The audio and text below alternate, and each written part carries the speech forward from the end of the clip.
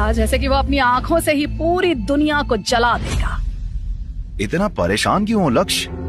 तभी अचानक से ब्रिस्को एंटरप्राइज के गेट मैटर को भी हैंडल करना चाहिए। इस तरफ ब्रिस्को एंटरप्राइज में लक्ष्य को एक फोन कॉल ही सिर्फ और सिर्फ जसविंदर के बारे में सोचकर ही डर के मारे लक्ष्य के रोंगटे खड़े हो गए थे। उसे चाहकर भी इस बात पर भरोसा नहीं हो रहा था कि व्योम बख्शी जैसा इंसान इतने लंबे समय तक किसी के सामने दया की भीख मांगेगा। व्योम के साथ कॉल खत्म करने के बाद लक्ष्य इन सारी बातों को अपने मन में ही रखा हुआ था। 100 रुपए ही नीचे गिर रहे थे और अब वो सीधा 20 रुपए पर पहुंच गया था। एक हफ्ते पहले ऊपर उठने से पहले ब्रिस्को एंटरप्राइज के स्टॉक्स फिर भी 500 रुपए पर थे और अब बल्कि साथ ही साथ ब्रिस्को एंटरप्राइज को भी बर्बाद कर दिया था। ध्रुव की बात सुनकर लक्ष्य कुछ समय तक सदमे में आ गया था। इतने सालों में आज तक उसे ध्रुव से ज्यादा खतरनाक ओपोनेंट नहीं मिला था। ध्रुव, क्या तुम ब्रिस्को एंटरप्राइज को एक मौका रही? ध्रुव के मन में ये क्वेश्चन घूम रहा था, लेकिन वो ये नहीं चाहता था कि उसकी पागल बहन ये सब हरकतें करने को हमेशा रेडी रहती थी। शगुन तैरते हुए ध्रुव से मिल हाँ समझ लिया। हम दोनों ना तुरंत आइलैंड चलेंगे, बहुत मजा आएगा। कोई बात नहीं है, सारा काम ध्रुव और निहाल ने ही कर दिया था। मैंने तो बस ये इंश्योर किया कि कोई भी ब्रिस्को एंटरप्राइज के शेयर्स ना खरीद पाए। हरमन की बात सुन के वनराज को खांसी आ गई। उसके कप से चाय छलक के हरमन के कपड़ों पर गिर गई। जैसे चाय की बूंदें हरमन के कपड़ों को छुई, वनराज की सांसें रुक गईं। उसे लगा कि उसके हाथों से कोई बहुत बड़ा पाप हो गया है। माफ करिएगा गिल साहब, वो मैं आपकी बात सुन के हैरान रह गया, इसलिए मुझे खांसी आ गई थी। मैंने जानबूझकर नहीं किया। बोलने के साथ ही वनराज पानी लाने के लिए दौड़ा ताकि वो हरमन के कपड़ों पर गिरी हुई चाय को धो सके, लेकिन हरमन ने हाथ दिखाते हुए वनराज को रोक दिया और कहा, रहने दो, कोई बात नहीं। हरमन रुककर वापस वहीं बैठ गया और बिना देरी किए अपनी जेब से रुमाल निकालकर चाय के दाग साफ करने लगा। ये कपड़े काफी महंगे होंगे ना, आप मुझे दे दीजिएगा, मैं धुलवा दूंगा। वनराज ने हरमन के कपड़ों को अपने रुमाल से साफ करते हुए कहा। हरमन उसकी हड़बड़ी देखकर हंसने लगा। रहने दो वनराज, वैसे भी वो कपड़े कुछ खास महंगे नहीं हैं, मैंने स्ट्रीट शॉप से खरीदे थे। वनराज हरमन की सादगी से बहुत इम्प्रेस हो गया था। जो आदमी कठौता की सारी इन्फ्लुएंशियल फैमिलीज को कठौता के सबसे बड़े बिजनेस कंग्लोमरेट ब्रिस्को एंटरप्राइज में शेयर खरीदने से रोक सकता है, वो चाय टपरी पर पीता है और कपड़े सड़क की दुकान से खरीदता है।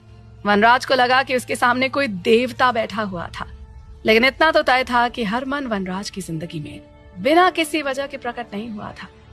अब मुद्दे की बात करने का समय आ चुका था। गिल साहब, आपने खुद मुझसे मिलने आने की तकलीफ क्यों की? आपने मुझे बुला लिया होता। अरे हाँ, मैं असली काम तो भूल ही गया। हरमन ने अपनी जेब से एक फोटो निकाल के वनराज को दी। वनराज कुछ देर तक फोटो को हैरानी से देखता रहा, फिर उसने ऊपर देखकर हरमन से कहा, ये आदमी तो मर चुका है, इसका क्या करना है? तस्वीर उस काले कपड़े वाले डॉक्टर की है जिसने मैक्लिस्टर रिजॉर्ट में घुसकर ध्रुव पर हमला करने की कोशिश की थी। ये जिंदा है और ये फिलहाल कहाँ है, ये पता लगाना मेरा काम है।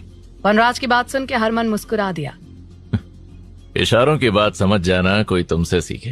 वनराज ने फाइनली एक राहत की सांस ली। वो कुछ भी करके हरमन की टीम में रहना चाहता था। हरमन की टीम में होना उसे ध्रुव से सेफ्टी दिलाता था। वनराज को हरमन से भी ज्यादा खौफ ध्रुव का था। उसे लगता था कि ध्रुव अपने फादर की तुलना में 100 गुना ज्यादा लीथल है। दूसरी ओर एयरप्लेन के अंदर बैठे ध्रुव को देखकर ये कोई नहीं कह सकता था कि वो एक लीथल इंसान है। एक लड़की उसके कंधे पर सिर रख के लेटी हुई थी। वो लड़की कोई और नहीं बल्कि शगुन बेदी थी। ध्रुव और शगुन आयरलैंड जा रहे थे। कुछ देर में उनका एयरप्लेन आयरलैंड एयरपोर्ट पर लैंड कर गया। शगुन ने धीमे से आंखें खोल के ध्रुव से पूछा, पहुंच गए क्या? ध्रुव ने हाँ में सिर हिलाया। वो दोनों प्लेन से उतर के एयरपोर्ट के बैगेज काउंटर पर पहुंच गए। शगुन को यह देखकर शौक लगा कि ध्रुव बिल्कुल नॉर्मली ही बिहेव कर रहा था। ऐसा लग ही नहीं रहा था कि वो पहली बार विदेश आया है। शगुन बैगेज काउंटर पर अपने बैग का वेट कर रही थी कि तभी उसके फादर का फोन आया। शगुन बेटा, तुम्हारे साथ कोई है क्या? अपने फादर का क्वेश्चन सुन के शगुन थोड़ा सा कांप गई। नहीं तो पापा, मेरे साथ तो कोई नहीं है। यहाँ बैगेज काउंटर पर बहुत सारे लोग खड़े हुए हैं, उनकी आवाज आ रही होगी आपको। शगुन ने बहाना मारने की कोशिश की, लेकिन उसके फादर उसे इतनी आसानी से जाने देने वाले नहीं थे। नहीं, किसी ने तुम्हारा नाम लिया पीछे से। शगुन ने गुस्से से ध्रुव की ओर देखा जो मुस्कुरा रहा था। उसी ने शगुन का नाम पुकारा था। शगुन ने उसे चुप रहने का इशारा किया। अच्छा, वो मेरा एक दोस्त मेरे साथ आया है। शगुन भगवान से मना रही थी कि उसके फादर उससे और क्वेश्चंस ना पूछें। तभी उसे एहसास हुआ कि कोई उसके पास आके खड़ा हो गया है। इससे पहले वो कुछ कर पाए, ध्रुव ने शगुन से फोन छीन लिया। अंकल, मैं इसका फ्रेंड नहीं हूँ। इसकी लाइफ में मेरा दर्जा फ्रेंड से ऊपर का है। ध्रुव ने ये कह के शगुन को फोन वापस कर दिया। वो पेट पकड़ के हंस रहा था। शगुन उसकी हरकत देख के हैरान हो गई थी। आखिर ये ध्रुव इतनी बदमाशी कैसे कर सकता है? शगुन बेटा, वो लड़का कौन था और वो क्या बोल रहा था? पापा, वो मेरा बॉयफ्रेंड था।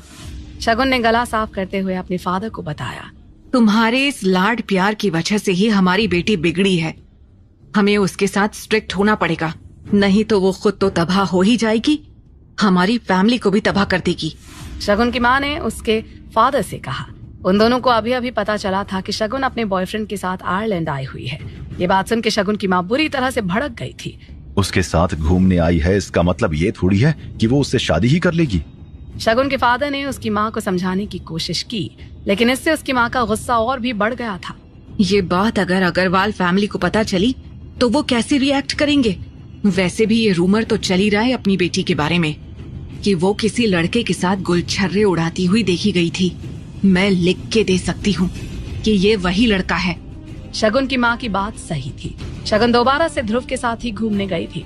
दीपा को देखो ना, उसके माँ बाप ने जब से उसकी शादी एक अमीर फैमिली में की है तब से उनके दिन बदल गए हैं। हमें भी यही करने की जरूरत है। मैं उस लड़के को ऐसा साइड पे लाऊंगी कि उसकी दोबारा किसी बड़े घर की लड़की की तरफ आंख उठा के देखने की हिम्मत नहीं पड़ेगी। शगुन की माँ ने ध्रुव को नुकसान पहुंचाने की कसम खाते हुए कहा। शगुन के फादर ने शगुन को मैसेज कर उसे जल्दी उनके पास आने के लिए कहा, क्योंकि वो भी आयरलैंड में ही मौजूद थे। शगुन की माँ की धमकियों से बेखबर ध्रुव शगुन के साथ आयरलैंड एयरपोर्ट के वेटिंग लाउंज में बैठा हुआ था। तभी ध्रुव को मानवीर हांडा का मैसेज आया। मानवीर आयरलैंड में ही था और ध्रुव से मिलना चाहता था। मानवीर स्टील ट्रियो को कंट्रोल करने लगा था। मैं किसी से मिलने जा रहा हूँ, तुम पहुँच के मुझे मैसेज कर देना। ध्रुव ने शगुन को बताया और एयरपोर्ट से निकल गया। शगुन ध्रुव की बात सुन के शॉक्ड रह गई। इसके दोस्त भी हैं यहाँ पर? इसे पता भी है कि एक्सचेंज रेट कितना है आयरलैंड का? सबवे कैसे लेते हैं? यार, ये ध्रुव सीक्रेटली रिच तो नहीं है? शगुन बैठे बैठे खुद से बातें कर ही रही थी कि तभी उसे किसी का कॉल आया। बाहर आ जाओ एयरपोर्ट के, मैं कार में तुम्हारा इंतजार कर रही हूँ। लड़की की बात सुनकर शगुन अपनी जगह से उठी और एयरपोर्ट से निकल गई। जिस लड़की ने उसे फोन किया था वो कोई और नहीं बल्कि उसकी कजन सिस्टर दीपा थी, जो उससे कुछ देर पहले आयरलैंड पहुंच गई थी। वो शगुन को पिकअप करने आई थी। शगुन दीपा के साथ कार में बैठ गई। दीपा ने गला साफ करते हुए शगुन से कहा, मैंने शिप में तुम्हारे साथ बड़ा गंदा बिहेव किया था। मैं उस बिहेवियर के लिए तुमसे माफी मांगना चाहती हूँ। दीपा की बात सुन के शगुन सरप्राइज रह गई। कुछ ही घंटों में दीपा की टोन पूरी तरह से चेंज हो चुकी थी। कोई बात नहीं, शगुन ने मुस्कुराते हुए दीपा से कहा। दीपा के चेहरे पर भी एक स्माइल आ गई।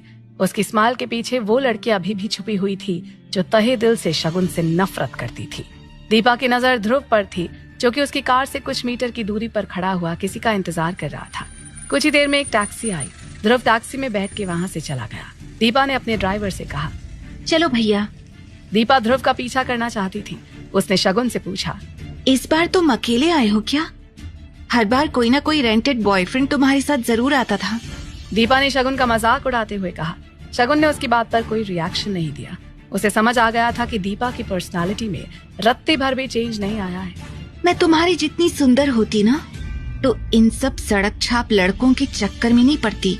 मैं तो सीधे किंग पे डोरे डालती। अरे किंग नहीं तो प्रिंस ही सही, प्रिंस भी तो कभी ना कभी किंग बन ही जाएगा ना। दीपा ने हंसते हुए शगुन से कहा। शगुन का दीपा की बातें सुनने का बिल्कुल भी मन नहीं कर रहा था। उसके लिए तो उसके साथ कार में बैठना भी मुश्किल होता जा रहा था। पहले उसने सोचा कि वो दीपा को मुंह बंद रखने के लिए बोल दे, लेकिन सफर की थकान की वजह से उसके अंदर दीपा से लड़ने की हिम्मत नहीं थी। इसलिए उसने ऐसा प्रिटेंड किया मानो उसे नींद आ रही हो, और थोड़ी ही देर में वो सोने का नाटक करने लगी। दीपा की नजर अभी भी ध्रुव की टैक्सी पर थी। उसे बहुत तगड़ा झटका लगा जब उसने देखा कि टैक्सी ओडिसी होटल के बाहर रुक गई है। ध्रुव के जैसा गरीब लड़का ओडिसी होटल में घुसने की हिम्मत कैसे कर सकता है? कैसे मुमकिन है ये? कुछ तो गड़बड़ है, पता लगाना पड़ेगा।